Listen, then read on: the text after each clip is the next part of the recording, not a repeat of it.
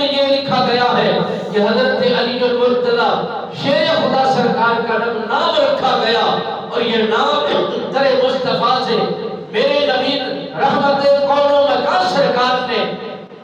اپنی زبان مبارک سے یہ تحفے کے طور پر نام عطا فرمایا۔ روایات مختلف ہیں، اور نبی رحمت سرکار کے غلاموں، شمع رسالت کے پروانوں، وہی تختی جو اس پہاڑ کی چوٹی پر انہوں نے حاصل کی، وہی تختی لے کر کے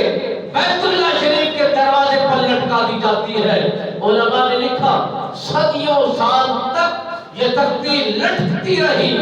اور جاری و ساری رہی، اور اس کا نام گونجتا رہا۔ حضرت علی المرتضیٰ شیر خدا کا تعارف ہوتا رہا۔ علی کی ولادت بیت اللہ میں ہوئی ہے، خانہ کعبے میں ہوئی ہے، اس گھر کے اندر ہوئی ہے جس کا طواف کیا جا رہا ہے، جس کے چکر لگائے جا رہے ہیں، متعارف کروایا جا رہا ہے۔ وہ تختی صدیوں سال تک وہیں پر رہی۔ جب اس بیت اللہ شریف کو گرایا گیا، اس کے بعد علماء فرماتے ہیں کہ اس تختی کا نام و نشان تک نہیں رہا، پھر کسی کو کوئی خبر نہیں وہ سراغ وہ تختی کس کے پاس موجود ہے اور کہاں چلی گئی ہے۔ حضرت علی المرتضیٰ شیر خدا سرکار فرماتے ہیں میرے نام کی عدد کو نکالا جائے اور ان ناموں میں اگر تقسیم کیے جائیں اعداد کو ملا کر تو ہند سے بنتے ہیں 110، اور پھر نبی رحمت سرکار فرماتے ہیں یہی اگر سلسلہ تقسیم کیا جائے میرے نبی رحمت سرکار کی اعداد جو بنتے ہیں محمد کے نام سے وہ بنتے ہیں 92، اور میرے نبی رحمت سرکار نے فرمایا اسی کو 20 پر تقسیم کر کے اس کے اعداد نکالے جائیں تو پھر یہ اعداد بنتے ہیں 110۔ اگر امام حسن کے اعداد کو ملا کر اور انہی کو تقسیم کرتے چلے آئیں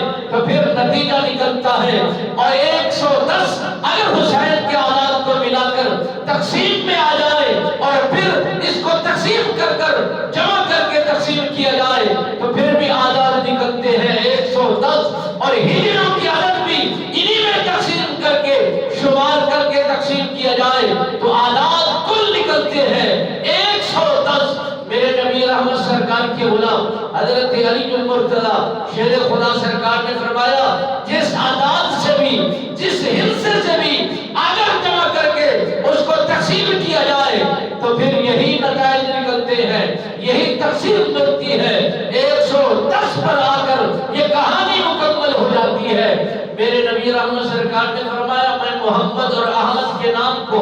ملا کر جمع کر کے تقسیم کرے تو عدد باقی بنتے ہیں 110۔ میرے نبی رحمت سرکار نے فرمایا یہ عدد سے کہانی چلی تھی اور اس کی تقسیم ہوتی ہوئی ہماری طرف آئی، اور جب حضرت علی المرتضیٰ شیر خدا سرکار کے گھر میں فاتحوں کی کیفیت کا یہ برتاؤ ہوا